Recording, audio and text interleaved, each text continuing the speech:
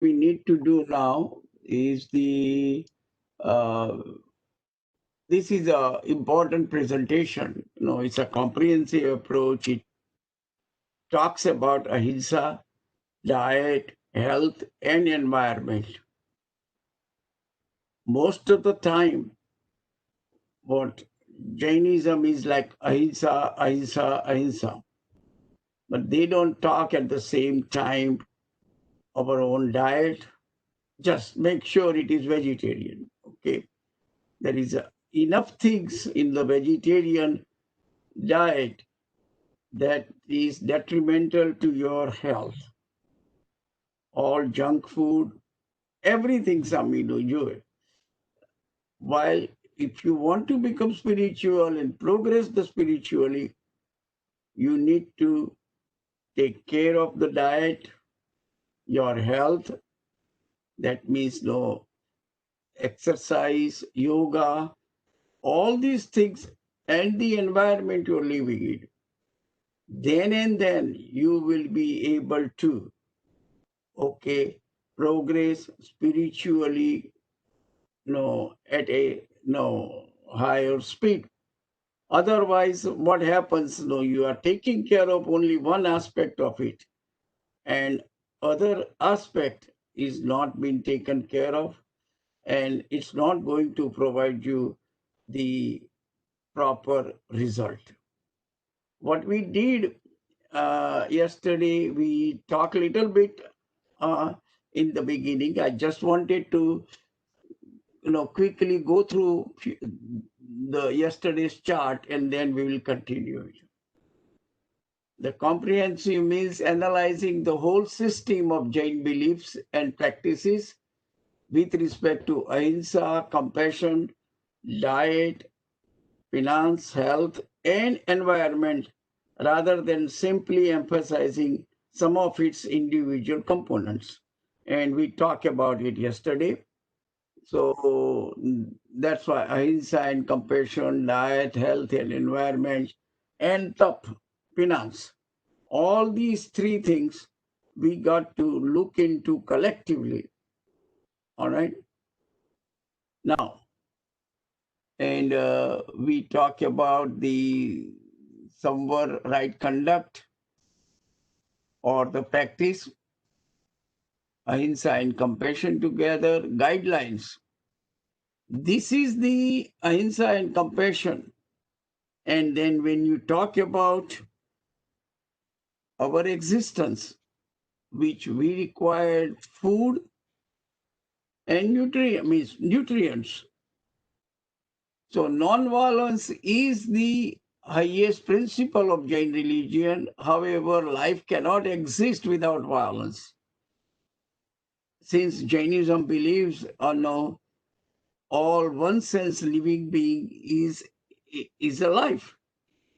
And that was the reason life cannot exist without violence. Hence, for our existence, for our survival, we must follow the path of minimum violence. And what we are going to talk here is how does Jainism defines what is the minimum violence, not how we want to define it. Okay. And that is the most important concept one should know, so that if you are at any place at any time, and when the question comes about food and shelter, then you have the basic fundamentals clear, and you can decide your own decisions. Okay. And you got to make sure this is very important. Okay.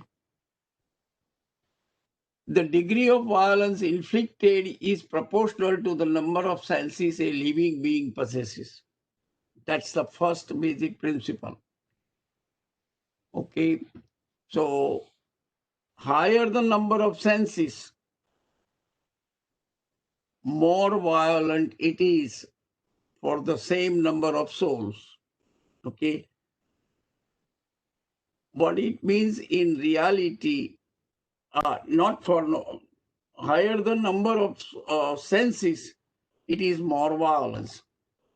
So if you have to choose between the 5 cents and the 4 cents, and the 4 cents could be maybe hundreds or hundreds of thousands, but 1 5 cents living being is more sinful to hurt and kill than the 4 1 and so forth. Same way the 3 cents is 2 cents is and the 1 cent is. So it is not the number of souls of that many that many senses. Okay, it is higher, it is more violence, less, it is the less violence. And that's why the violence to a living being, which is more senses 5, 4, 3, 2, is more sinful act than thousands of 1 sense living beings. Violence to a living being which has more senses also creates greater impact to the environment, which all the data in the world now tells you that. Now, animal farming creates a significant environmental problem. Okay? So that's why you protect, you don't do any animal food. That's because of the current environment we are in. Okay? Order of violence, human, and even in human, other human beings and yourself. When you hurt yourself, it is more violent than you other human beings. You don't have to hurt anybody. But before you hurt yourself, you got to keep in mind, and there is a good logic behind it. And I'll explain you the logic, but even Jainism is explaining that one, the logic things. The good logic is, suppose we take an extreme case. Somebody commits suicide. That is the extreme case. And somebody murders. Okay. These are the two extreme cases. It's just, no, these examples are only for understanding the principles. Okay. Don't do either of the two. There is no doubt about it. Okay. But when you are hurting somebody, why do you want to hurt or kill somebody? Because his presence, it is hindrance to your enjoyment, to your existence, because you cannot accept his presence. Your life is not, you cannot live your life the way you wanted it. That his presence, however you look at it, it is detrimental to you in your, see, that is the reason you hurt or you wanted to kill the person. Now, if that person lives out of your sight completely and don't tell you where is he, okay, would you be able to kill him now? And he said, how can I kill him? Because he's gone, he's out of sight, out of mind, and that's the end. He's not going to come into my life. And so now, why somebody commits suicide? Because he cannot stand his own existence. His own existence, why somebody commits suicide? Because he's depressed. Okay, he's depressed to that extent that he cannot tolerate his own existence. And in case of other person, he can live. Or once he is out of your sight, he is no longer making you unhappy anymore because he is not there. It is not possible you will going to be going away from yourself. It is going to be with you all the time. So you are in a more kashayful environment with self than with anybody else. And that is why it is more sinful, because you will be in kashay a lot more when you cannot accept your own existence against anybody else. This is just a kind of a example to give you some logic behind it, that people don't understand sometimes. They argue, oh, it is my life, I can do whatever I want to. That is correct. You can do whatever you want to. But the karma does not think that way. Karma says, if you are not a kashayful, if you are calm and quiet, then there is not a problem. But no one can commit the suicide with calm and quiet and meditative state. Okay? People do it kind of a significantly stressful. That is the why, and that stressful is lot more longer and highest degree than when you kill somebody else. That is the reason I'm just giving you the logic behind it. It is bad either way you look at it. Human life, to take human life, whether it is yours or somebody else's, it is the highest sin. There is no doubt about it. Next one is the animals. The third one is the birds, insects. It's a kind of a development of the mind. These are all three things, if you four things you see it, it is how your mind is developed. Human being is the only one can attain liberation. There is nobody else. No animals, no birds, no insects can attain the liberation. They have to be born as a human being and with a fully developed mind, so that you can do meditation. You can calm down your mind. And unless and until you are completely calm down your minds, you cannot attain Keval Jnana, because that is the Keval Jnana definition. Amani Dasa. When I use the word completely calming down mind, that means there is no mind. Mind only exists when you are thinking. When your thinking disappears, that is the calm, totally calming down mind, that means there is no mind. If there is no mind, what is happening? You are knower and observer. You become Kevli. Very simple definition and very simple technique to become Kevli. But if you can make your mind completely calm down without thinking and fully aware, these are the second condition. So keep that thing in the mind. For a human one, Bhagwan Mahavir, it took even Bhagwan Mahavir for 12.5 years.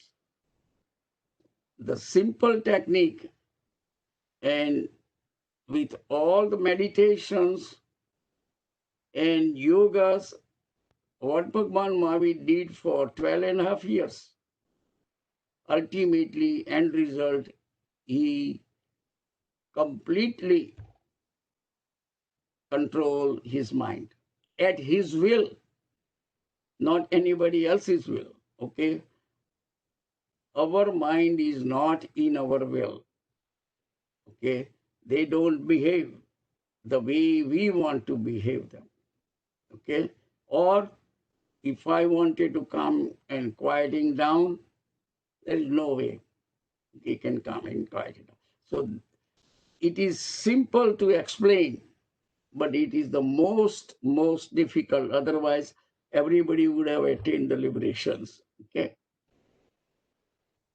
Now, these are the visible things: human, animal, birds, and insects.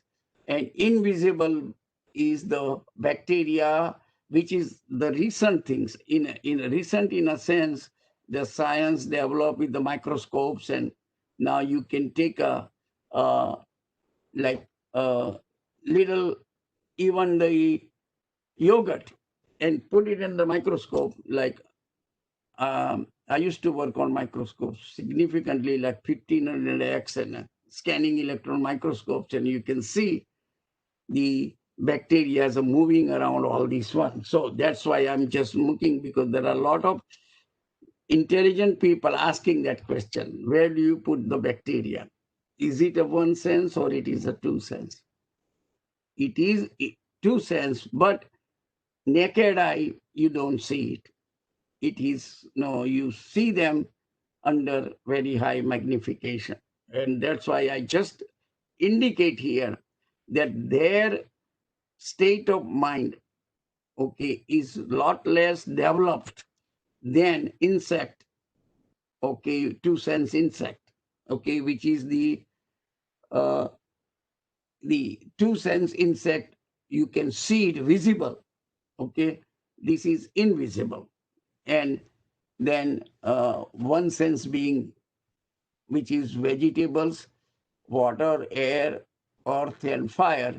And this one sense being, you got to consider what we see when they are collected, innumerable uh, bodies together, then and then you see it. You don't see one atom. For any one sense, you cannot see one sense, the body of one sense. What you see always innumerable or infinity. When they are all combined, then and then you see it. Even if smallest leaves, you see it has innumerable one sense beings. It does not have one or two or three or something. It is like always Jainism uses the terminology innumerable. Okay, one sense being, even if you take a little food, you are not taking only one. I'm talking pratyek vanaspatika. You are not taking one soul. You are destroying innumerable souls. When you eat small quantity of vegetables or large quantity of pratyek vegetables, okay. Same thing, water, air, earth, and fire, they are all pratyek. There is no sadharan in water, air, earth, and fire. Only vegetables have pratyek and sadharan. All right? And the sadharan vanaspatika is the nigod, or you can call it kandamul. Of course, there are two categories also. The one you can see it and one you cannot see it. Okay, and I don't want to go too much because that's a Jivichar subject, and that is the reason I'm not going into that. Now, since life can survive by consuming one sense being, here we are not differentiating. Jainism is not even differentiating there. Only Jivichar time there is a difference is come, and we will discuss it later on, if at all time permits. Jainism believes in vegetarianism, even though vegetables have innumerable or infinite living beings which are killed for our survival. When we eat the food, we are killing all those living beings. Okay? Humans need food and shelter for our survival. All right?